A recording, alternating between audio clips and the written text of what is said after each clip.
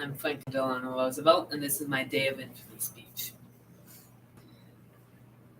Yesterday, December 7th, 1941, a date which will live in infamy, the United States of America was suddenly and deliberately attacked by naval and air forces of the Empire of Japan.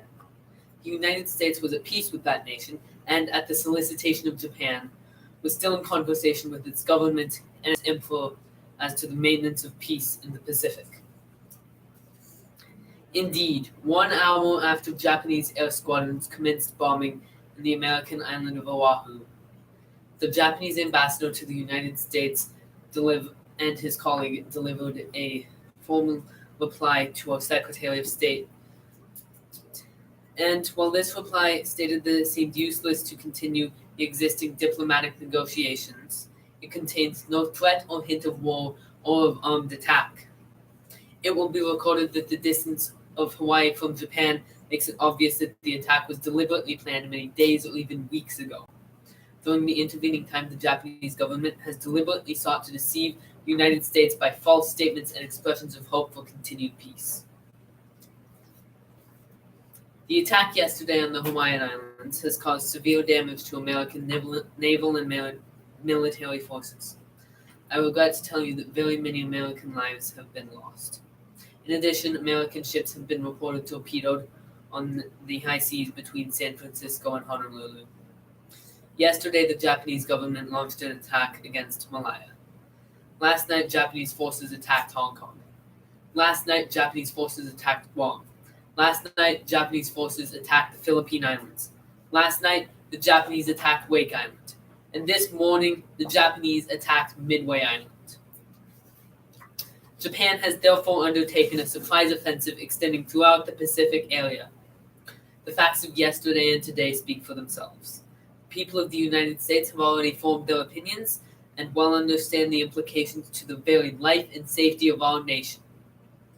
As Commander-in-Chief of the Army and Navy, I have directed that measures be taken for our defense that always will a whole nation remember the character of the onslaught against us.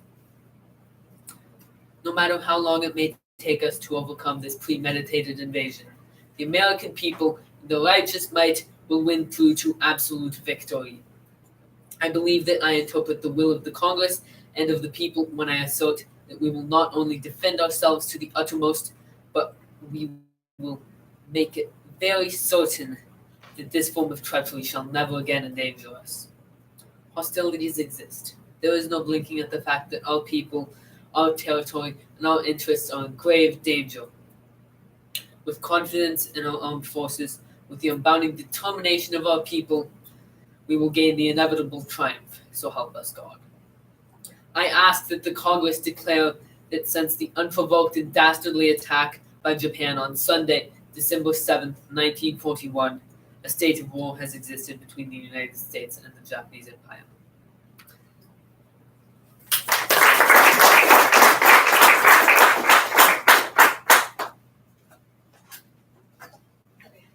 Emma Gonzalez, anti-gun rally in Fort Lauderdale. Every single person up here today, all these people should be at home grieving. But instead, we are standing together because if all our government and president can do is send thoughts and prayers, then it's time for victims to be the change that we need to see. Since the time of the Founding Fathers, and since they added the Second Amendment to the Constitution, our guns have developed at a rate that leaves me dizzy. The guns have changed, but our laws have not. We certainly do not understand why it should be harder to make plans with friends on weekends than to buy an automatic or semi-automatic weapon. In Florida, to buy a gun, you do not need a permit, you do not need a gun license, and once you buy it, you do not need to register it. You do not need a permit to carry a concealed rifle or shotgun. You can buy as many guns as you want at once. I read something very powerful to me today.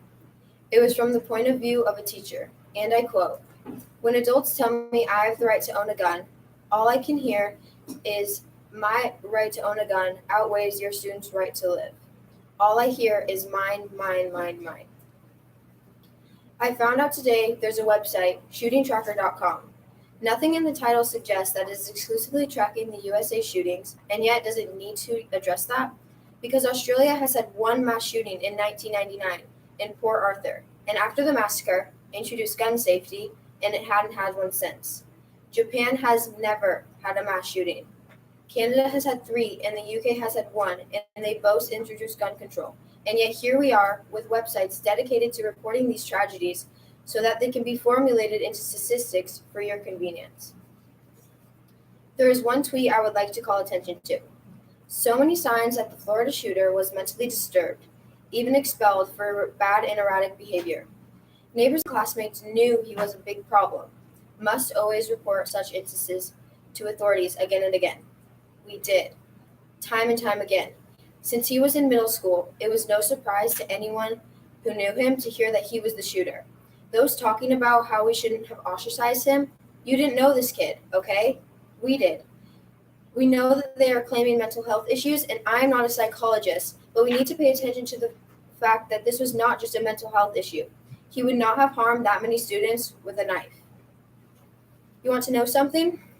It doesn't matter because I already know. $30 million.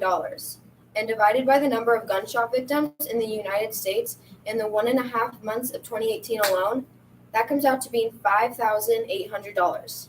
Is that how much these people are worth to you, Trump? If you don't do anything to prevent this from continuing to occur, the number of gunshot victims will go up, and the number that they are worth will go down, and we will be worthless to you. To politicians sitting in their gilded House and Senate seats, funded by the NRA, telling us that nothing could have been done to prevent this, we call BS. They say tougher gun laws do not decrease gun violence. We call BS. They say a good guy with a gun stops a bad guy with a gun. We call BS. They say guns are just like tools, like knives, and are as dangerous as cars. We call BS. They say no laws could have prevented the hundreds of senseless tragedies that have occurred. We call BS. That us kids don't know what we're talking about, that we're too young to understand how the government works, we call BS.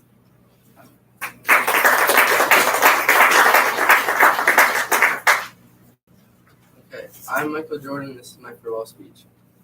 Well, we do this again for the second time. The first and foremost thing that I want to say, and I think everyone here knows, today is not just a day for Michael Jordan. There's a lot of other serious things happening in the world. I want to take my time out too, from my family and hopefully from you guys, to give condolences to the officer that was killed in action, who so happened at his funeral presentation today at the same time. That puts a lot of things in perspective in terms of what life is really about. My responsibilities have been to play the game of basketball and relieve some of the pressures for people who work from 9 to 5.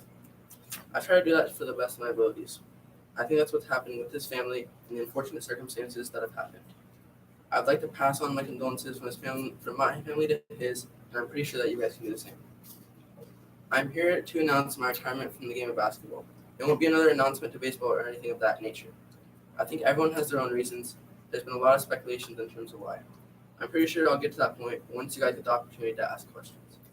I want to say thank you to both the gentlemen here, Mr. Stern and Mr. Reinsdorf, for presenting me with the opportunity to play the game of basketball, and certainly to give me an opportunity to come to Chicago, meet my beautiful wife, and make a family here.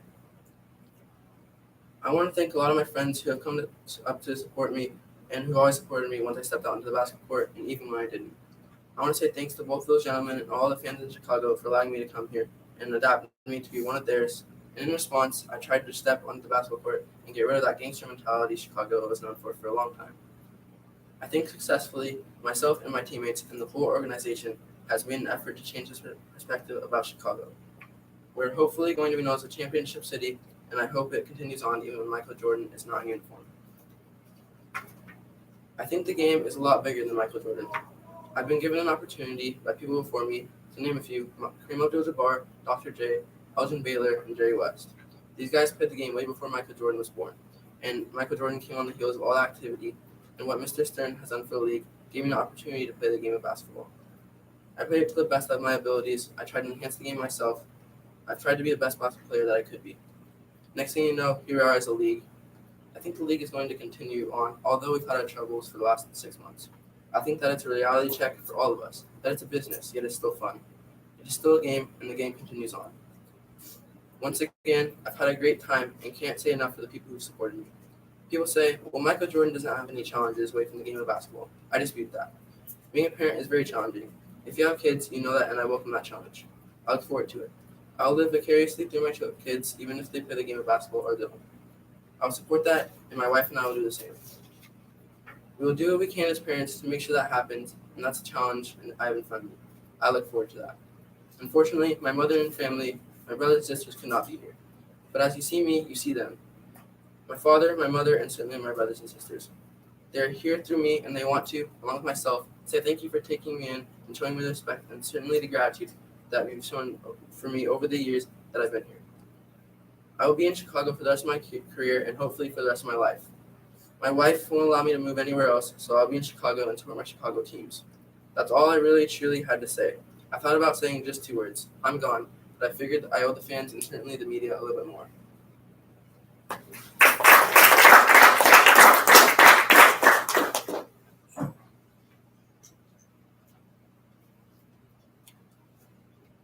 Emmeline Pankhurst, Freedom or Death. When they put us in prison at first, simply for taking petitions, we submitted. We allowed them to dress us in prison clothes. We allowed them to put us in solitary confinement. We allowed them to put us amongst the most degraded of criminals. We learned of some of the appalling evils of our so-called civilization that we could not have learned in any other way. It was a valuable experience, and we were glad to get it. Now, that went on so long that the government felt that they were unable to cope. It was then that, to the shame of the British government, they set the example to authorities all over the world of feeding sane, resisting human beings by force. There may be doctors in this meeting. If so, they know that it is one thing to feed by force an insane person, but it is quite another thing to feed a sane, resisting human being who resists with every nerve and with every fiber of her body the indignity and the outrage of forcible feeding. Now that was done in England, and the government thought that they had crushed us. But they found that it did not quell the agitation, that more and more women came in and even passed that terrible ordeal, and they were obliged to let them go. Then came the legislation, the Cat and Mouse Act. The Home Secretary said, "Give me the power to let these women go when they are at death's door, and leave them at liberty under license until they have recovered their health again, and then bring them back." It was passed to repress the agitation, to make these women yield, because that is what it has really come to, ladies and gentlemen. It has come to a battle between the woman and the government as to who shall yield first, whether they will yield and give us the vote or whether we will give up our agitation. Well, they little know what women are. Women are very slow to ruse, but once they are aroused, once they are determined, nothing on earth and nothing in heaven will make them give way. It is possible. And so, this Cat and Mouse Act, which is being used against women today, has failed. There are women lying at death's door, recovering enough strength to undergo operations, who have not given in and won't give in, and who will be prepared as soon as they get up from their sick beds to go on as before. There are women who are being carried from their sick beds on stretchers into meetings. They are too weak to speak, but they go amongst their fellow workers just to show that their spirits are unquenched and that their spirit is alive, and they mean to go on as long as life lasts. Now, I want to say to you, who think women cannot succeed? We have brought the government of England to this position, that it has to face the alternative. Either women are to be killed or women are to have the vote. I ask American men in this meeting, what would you say if in your state you were faced with that alternative? That you must either kill them or give them their citizenship? Well, there's only one answer to that alternative. There's only one way out. You must give women the vote.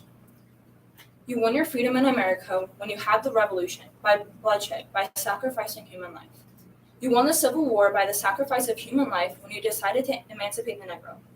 You have left it to women in your land. The men of all civilized countries have left it to women to work out their own salvation. That is the way in which we women of England are doing. Human life for us is sacred. But if we say if any life is to be sacrificed, it shall be ours. We won't do it ourselves, but we will put the enemy in the position where they will have to choose between giving us freedom or giving us death. So here am I. I come in the intervals of prison appearance. I come after having been 4 times imprisoned under the Cat and Mouse Act, probably going to be rearrested as soon as I set my foot on British soil. I come to ask you to help win this fight. If we win it, the hardest of all fights, then to be sure, in the future, it is going to be made easier for women all over the world to win their fight when their time comes.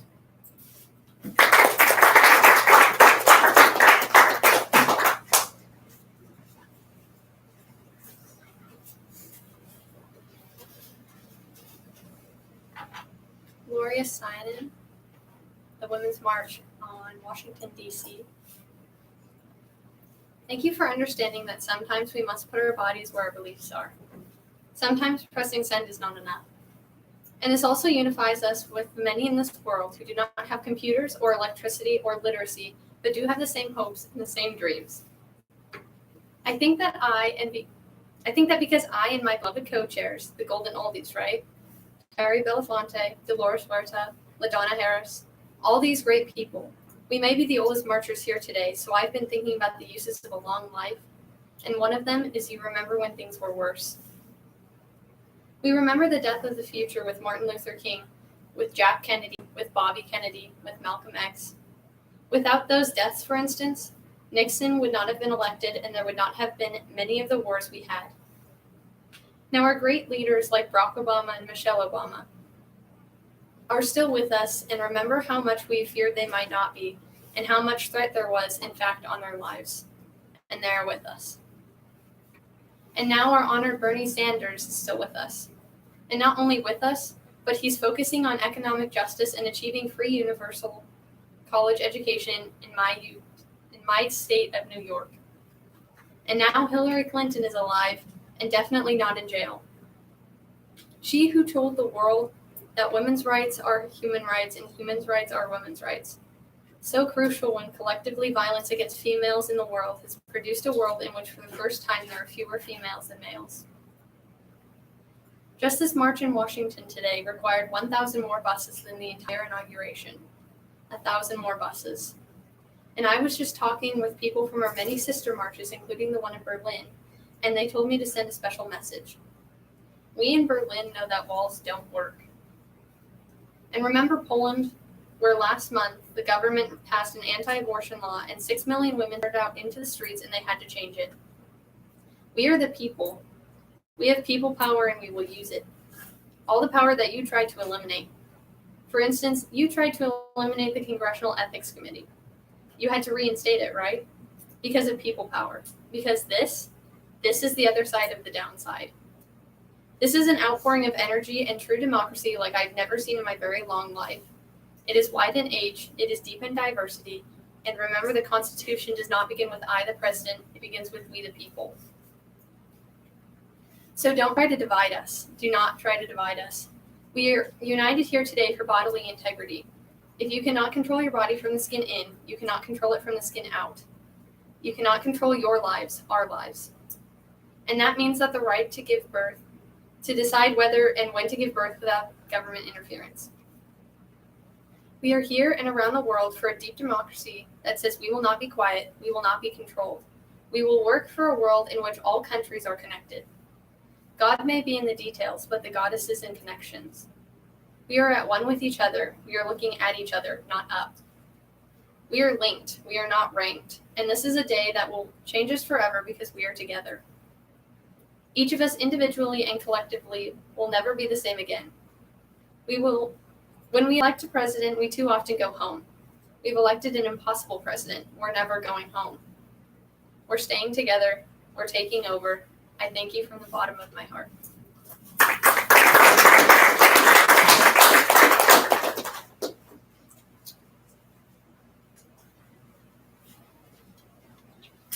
I'm John F. Kennedy, and this is my We Choose to Go to the Moon speech. We choose to go to the moon.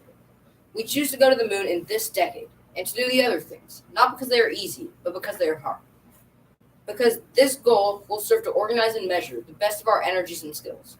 Because this challenge is one that we are willing to face, one that we intend to win, and the others too.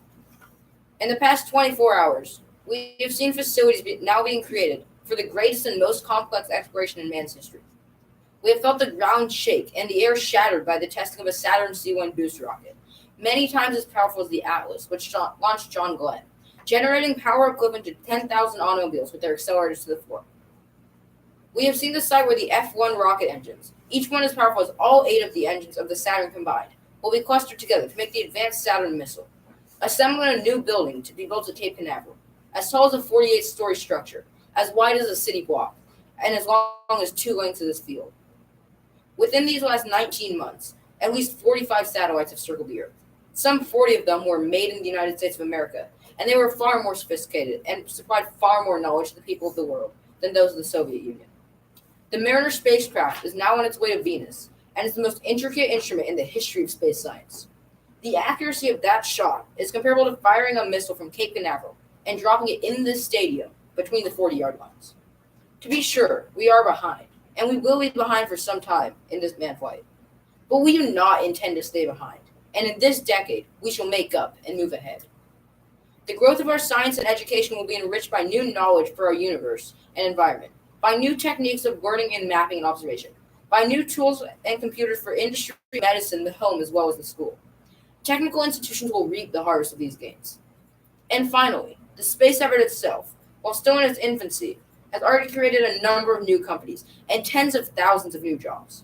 Space and related industries are generating new demands in investment and skilled personnel, and this city, and this state, and this region will share greatly in its growth. What was once the furthest outpost on the old frontier of the West will be the furthest outpost on the new frontier of science and space. Houston, your city of Houston, with its manned spacecraft center, will become the heart of a large scientific and engineering community.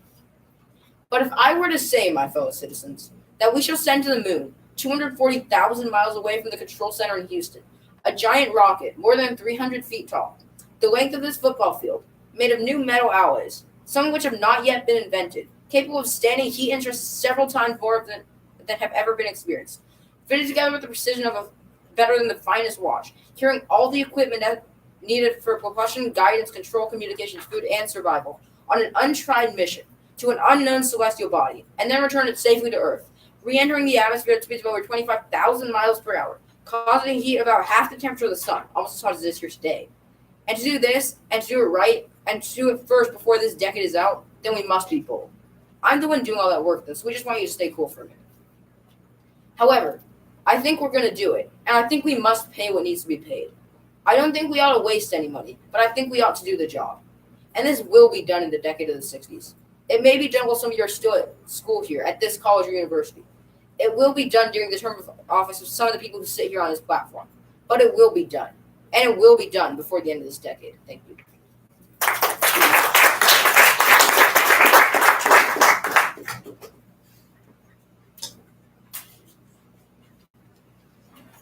I'm Michelle Obama, and this is my International Women's Day speech. I want to thank all of you for joining us here this afternoon as we celebrate International Women's Day. This is the 5th time I've had the privilege to take part in this event, and every year I look forward to it because it shows us what our most basic values look like when they're put to the test. When these women witnessed horrific crimes or the disregard for basic human rights, they spoke up, risking everything they had to see that justice was done. When they saw their communities or their countries were ignoring issues like sexual violence or women's rights, they gave those issues a face and a voice. And with every act of strength and defiance, with every blog post, and with every community meeting, these women have inspired millions to stand with them and find their own voices and work together to achieve real and lasting change.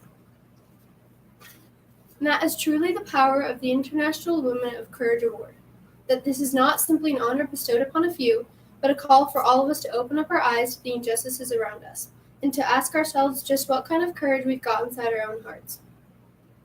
And that is the lesson we can learn from the journalist who speaks out against torture and racism, from the poet who takes to Twitter to make a stand against oppression, from the mother whose son was murdered but channeled her grief into a nationwide movement for change. That is the spirit that we celebrate today, and that is the potential that lies within every woman and every girl. The potential to stand up, to demand action, and to build a better world for our next generation. And that is why we have once again invited young women from our White House Leadership Mentoring Initiative to join us here today. They are high school students from right here in the DC area. And my mentees, the one message to you is to truly listen and to let these women be your guide. Because in them, you can see that no matter who you are, and we always say this, no matter where you come from, if you're willing to dig deep enough and fight hard enough and believe strongly enough in yourself, then you can truly change the world. And the potential that I see in not just all of you, but all of our young women across the world, that reminds me that the rest of us must work to lift up the women and girls in our own communities. Because we know that when women and girls rise, their communities and their countries rise with them. That is as true in Nigeria and Vietnam as it is in Honduras and Syria, and right here in the United States. We saw that just yesterday when my husband signed the reauthorization of the Violence Against Women Act. So I want to thank everyone who worked so hard to ensure that victims of domestic abuse will always know they have somewhere to turn and someone on their side. And in the months ahead and the years ahead, we must all do our part to build upon efforts like that one and learn from the example of the women we honor today. Because if we tackle the injustices and challenges in our own lives with even a fraction of their strength and dedication, then I know that we can meet any challenge that comes our way. If we encourage the young people around us to fight every single day for what they know is right, if we break down any barrier that stands in the way of a young woman getting her education or believing she can achieve her dreams, then I am confident that we will finally unlock the promise of our next generation. And then, no matter what part of the world we call home, we will all be better off. We will all be stronger and freer. And we will all be more prepared not only to solve the problems we face today, but to overcome any obstacle we can imagine in the years and decades ahead. So thank you. Thank you for all your tremendous contributions to our world. We are so honored and privileged and grateful. God bless you all.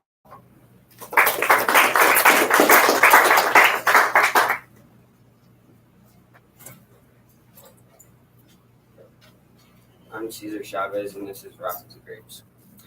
I'm speaking to you about our Wrath of Grapes protest, because I believe our greatest court, the court of last resort, is the American people. And I believe that once you have taken a few moments to hear this message, you will concur in this verdict along with a million other North Americans who are already committed to the largest grape boycott in history. The worth of humans is involved here. I see us as one family. We cannot turn our backs on each other and our future. We farm workers are closest to food production. We were the first to recognize the serious health hazards of agricultural pesticides to both consumers and ourselves. 20 years ago, over 17 million Americans united in a grape boycott campaign that transformed the simple act of refusing to buy grapes into a powerful and effective force against poverty and injustice. Through the combined strengths of a national boycott, California farm workers won many of the same rights as other workers, the right to organize and negotiate with growers. A powerful and self-serving alliance between the California governor and the $14 billion agricultural industry has resulted in a systematic and reckless poisoning of not only California farm workers, but of grape consumers throughout our nation and Canada. Pesticide residue is being found in a growing number of food products. How can I explain these chemicals to 3-year-old Amelia Larios, who will never walk, born with a spinal defect, due to pesticide exposure of her mother? What statistics are important to Adrienne Espinoza, 7 years old and dying of cancer, along with 8 other children whose only source of water was polluted with pesticides? What headlines can justify the loss of irrigator Manuel Enea's right hand, amputated due to infection from powerful herbicides added to the water he worked with in fields? How do we comfort the mothers of maimed and stillborn infants, the parents who watch their teenage children sicken or die? What report can be cited at the hospital beds I visit, a growing number of wakes I attend? What court will hear the case of 32-year-old Juan Chaboya, murdered by deadly chemicals in the freshly sprayed fields outside San Diego? His dead body dumped by growers 45 miles away at a Tijuana clinic. What excuse for justice will we offer his 4 children and his widow if we do nothing? Now is the time for all of us to stand as a family and demand a response in the name of decency. Too much is at stake. This is a battle that none of us can afford to lose, because it is a fight for the future of America. It is a fight that we can win, and it is a fight that everyone can join. My friends, the wrath of grapes is a plague born of selfish men that is indiscriminately and undeniably poisoning us all. Our only protection is to boycott the grapes, and our only weapon is the truth. If we unite, we can only triumph for ourselves, for our children, and for their children.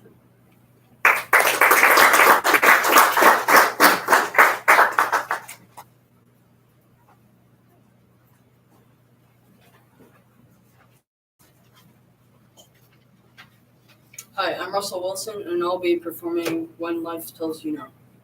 You definitely have something to offer in the world. The question is whether you do it and how you do it. That's something my dad always taught me. I remember playing t-ball as a kid. Not to brag, but I was a really good t-ball player. I mean, like, really good. I crushed it at t-ball. Even though I was just 3 or 4 at the time, I remember thinking I might be something special one day. My dad thought I might be getting ahead of myself, So he set me straight. And he said, son, potential just means that you haven't done it yet. And I've learned since then that potential means just that.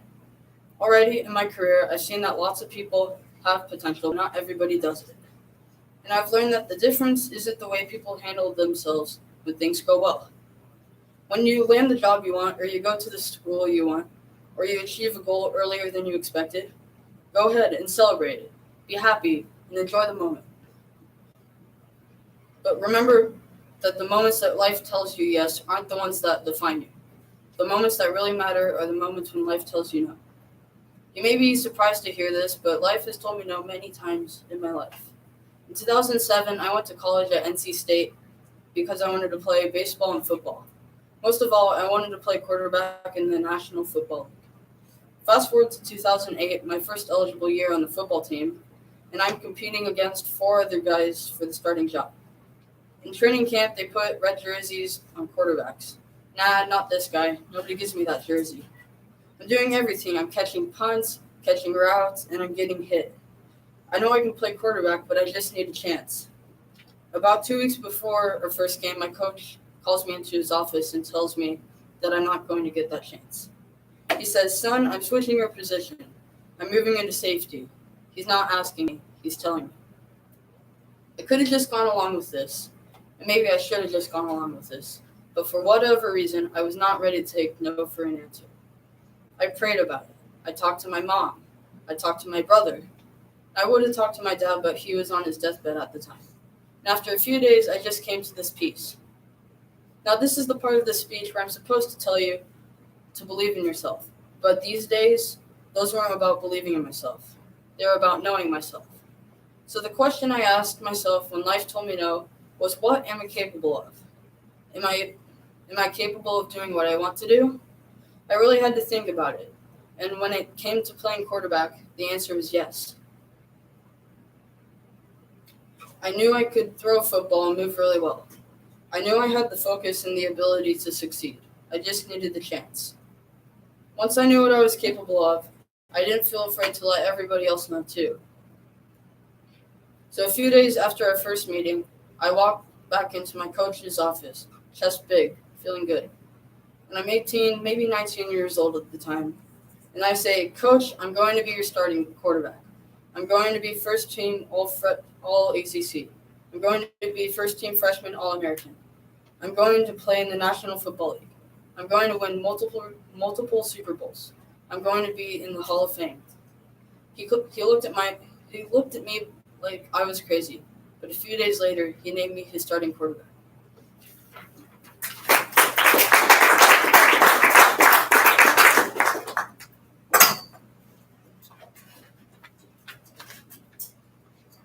I'm Eleanor Roosevelt, and this is my speech on human rights.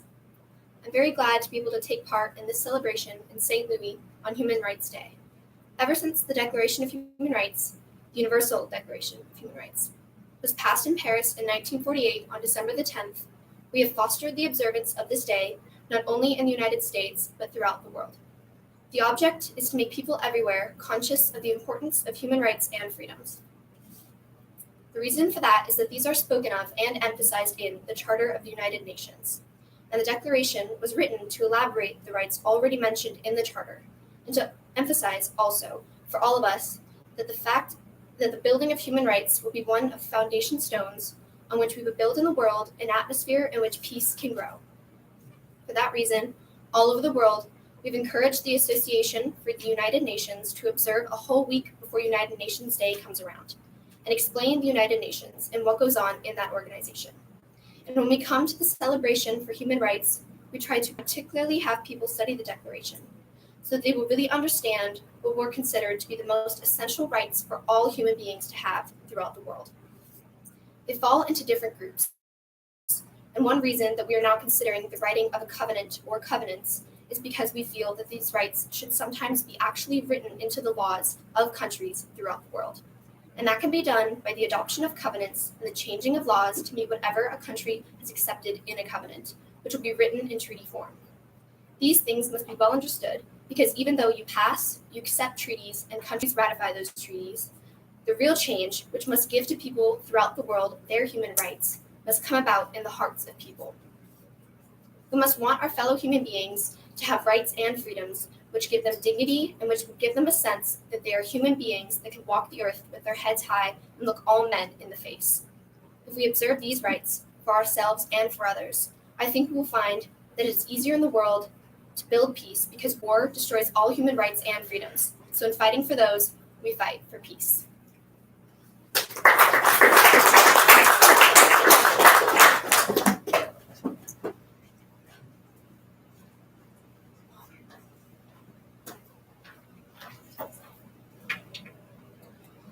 We observe today not a victory of party, but a celebration of freedom, symbolizing an end as well as a beginning. For I have sworn before you and Almighty God the same solemn oath our forebears prescribed nearly a century and 3/4 ago.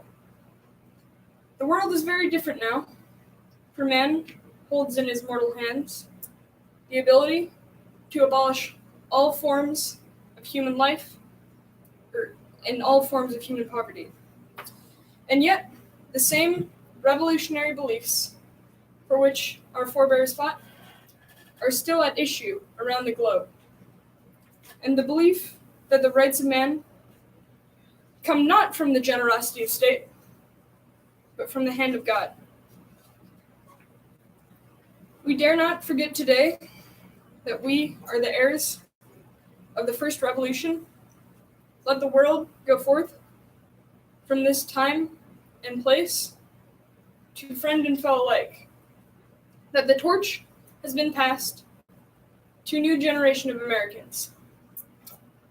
Born in this century, tempered by war, disciplined by a hard and bitter peace, proud of our ancient heritage, and unwilling to witness or permit the slow undoing of those human rights to which this nation has always been committed, and to which we are committed today at home and around the world. Let every nation know, whether it wishes us well or ill, that we shall pay any price, bear any burden, meet any hardship, support any friend, oppose any foe, to assure the survival and success of liberty. This much we promise and more. To those old allies whose cultural and spiritual origins we share, we pledge the loyalty of faithful friends. United, there is little we cannot do in a host of cooperative ventures. Divided, there is little we can do. For we dare not meet a powerful challenge at odds and split asunder.